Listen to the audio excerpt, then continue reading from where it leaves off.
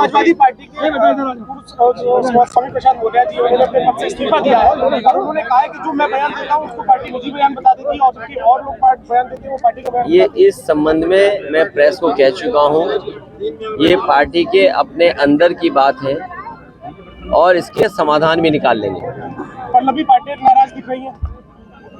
ये इस समय है नाराजगी का और ये समय है नाराज होने का भी। किसानों ने देखिए, जो किसान का सवाल है, ये भारतीय जनता पार्टी जो ये हर बार कहती है कि 5 दुनिया की जो बड़ी अर्थव्यवस्था है वहां तक भारत पहुंच गया है, कि भारत 5वीं अर्थव्यवस्था बन गया है। अगर भारत 5वीं अर्थव्यवस्था बना है, इसको 2 नंबर पे लाने के लिए किसान मदद कर सकता है।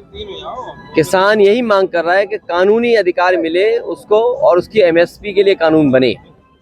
इस सरकार को क्या समस्या है? जो सरकार ये कहती है कि हम दुनिया में अपनी 5वीं अर्थव्यवस्था पे पहुंच गए हैं, यही अर्थव्यवस्था 2 पर 1 पर पहुंच सकती है अगर किसानों को एमएसपी मिल जाए, उनकी आय 2 गुनी का कार्यक्रम बन जाए, जो भारतीय जनता पार्टी ने अभी तक बनाया हो। ये वही भारतीय जनता पार्टी है जिसने अभी कुछ दिन पहले स्वामीनाथन जी को भारत रत्न दिया, इस देश के बड़े किसान नेता चौधरी सिंह जी को भारत रत्न दिया। अगर आप किसान के नाम पर 2 लोगों को भारत रत्न दे रहे हैं तो आपको एमएसपी के लिए कानून बनाने में क्या दिक्कत है? ये भारतीय जनता पार्टी बड़े लोगों के लिए काम करती है, 10% के लिए सब कुछ और जो 90% की आबादी उसके लिए कुछ नहीं।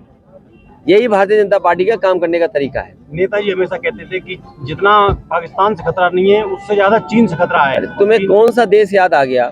यहाँ किसान आंदोलन कर रहा है, किसान पर आंसू गैस के गोले चल रहे हैं, किसान को डराया धमकाया जा रहा है।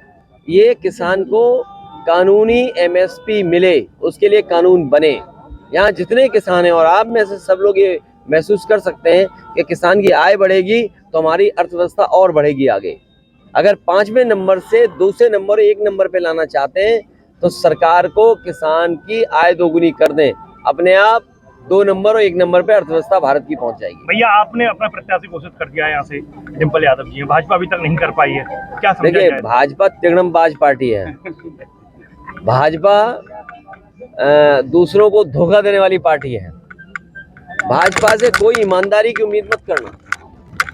अगर आप भारतीय जनता पार्टी से ईमानदारी की उम्मीद करते हो तो अपने आप को आप धोखा दे रहे हो, इसलिए अपने आप को धोखा मत दीजिए।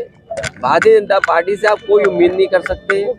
वो केवल प्रतीकों के नाम पर वोट मांगती है। समाज में कोई झगड़ा करा देगी, समाज को बांट देगी, खाई पैदा कर करके, नफरत फैला करके, झूठ बोल करके वो वोट मांगना चाहती है। और इस बार तो भारतीय जनता पार्टी के सभी सांसदों की टिकट करने जा रही है एक के सिवा, और जो वो एक है वो भी अपनी सीट बदलना चाहते हैं। तो सोचिए, जो पार्टी दिल्ली में 10 साल से राज कर रही है, उत्तर प्रदेश में लगातार 2 बार जनता ने सरकार बनाई हो, 17 साल से सरकार चल रही हो, वो अपने सांसदों की टिकट काटने जा रही हो।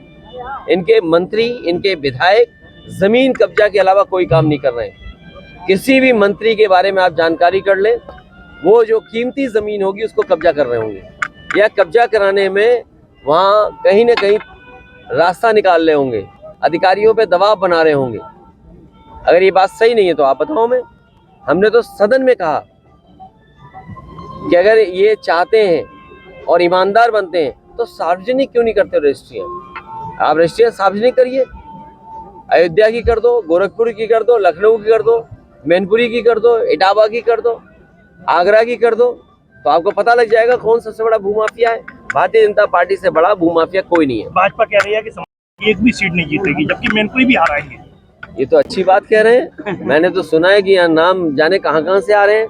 आप ही में से कोई छापता है नाम कि कोई ये आ रहा है, कोई वो आ रहा है, कोई ये गणित बैठाया जा रहा है, कोई ये मैथ लगाया जा रहा है, कभी ट्रिग्नोमेट्री करते हैं, कभी ज्योमेट्री करते हैं, कभी ड्राइंग करते हैं। तो ये तो करेंगे ना बीजेपी के लोग। लेकिन ये बताओ, आय 2 गुनी के लिए क्या इन्होंने रास्ता निकाला है? और पूरे देश का किसान दुखी बैठा है। आप किसान के लिए क्या कर रहे हैं? और फिर किसान को अगर मुनाफा मिले तो बात ठीक है। आपका लहसुन क्या हिसाब बिक रहा है? किसान को अगर मुनाफा मिले तो हमें कोई शिकायत नहीं है। सरसों का तेल क्या हिसाब है, और सब चीजें भूल जाओ। नमक का क्या हाल है बताओ। 2017 में नमक की कीमत क्या थी, 2017 में या 2014 में डीजल की कीमत क्या थी, पेट्रोल की कीमत क्या थी। जो लोग नमक में भी मुनाफा कमा सकते हैं वो आपके भविष्य को बर्बाद कर रहे हैं। गठबंधन जो आपका इंडिया पल्लवी गठबंधन पटेल पूरा सवाल नहीं हो पाया था। पल्लवी पटेल कह रही है कि जो पीडीए के तहत फॉर्मूला है उसके तहत उम्मीदवार राज्यसभा में नहीं भेजे जा रहे हैं। देखिए जो फार्मूला है उसी फार्मूला के तहत सदन में लोग पहले भी भेजे गए और आगे भी भेजे जाएंगे। आप मुझे बताइए, जब पिछली बार हमने सदन में भेजा था तो क्या पीडीए नहीं भेजा था? और अभी पूरी गिनती जब हो जाएगी और आने वाले समय में भी हो जाएगी तो हिसाब किताब लगा ले कोई। ये हिसाब किताब वो नहीं मांग रहे हैं, कोई और मांग रहा है। और मैं तो यही कहूँगा किसी को अपने खुद को धोखा नहीं देना चाहिए। इंडिया गठबंधन में मतभेद दिख रहे हैं, कहाँ दिख रहे हैं मतभेद? कोई अलग जा रहा है, कोई अलग जा रहा है, सीटों को बंटवारा। अगर तुम्हें लग रहा हो कोई अलग जा रहा हो, कोई इधर जा रहा हो, उधर, नाम बताओ ना कौन इधर उधर जा रहा है। आपके करीबी रहे तो उन्हें देखिए, आप गिनती देखिए, 7 बड़ा के 2 बड़ा। अगर किसी को 2 बड़ा लग रहा है, 7 बड़ा नहीं, तो मैं उसके लिए क्या कर सकता हूँ? बंगाल में ममता बनर्जी भाई ये बताइए, 2 संख्या बड़ी है कि 7? अगर किसी को गणित में 2 बड़ा दिख रहा है तो मैं क्या कर सकता हूँ उसके लिए? भैया आपके पार्टी करीबी और समाजवादी पार्टी ने कभी प्रत्याशी नहीं दिए, प्रत्याशी मांगे गए।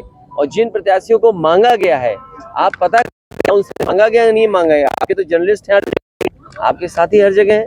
बताइए कि उस दल ने उन्हीं व्यक्तियों को मांगा था, नाम की नहीं मांगा था। ये आखिरी सवाल, आपकी करीबी आरसीएल ग्रुप के चेयरमैन मनोज यादव जी को भाजपा टिकट लड़ाने की यहाँ बात कही जा रही है। अरे तो क्या बहुत लगता अच्छा है, क्या लगता है? अरे मेरे पत्रकार साथी, उन्हें अगर लड़ा देंगे तो इससे अच्छा क्या होगा? नामांकन तो करा दें। किसी को अरे नामांकन तो करा दें। चर्चा चली, चर्चा फिर अलग होने की, हालांकि ऐसा कुछ नहीं। अरे तुम यार अपना चैनल मत चलाओ यार। अपने चैनल इनको भी भारत रत्न दिया जाए। चलिए ठीक।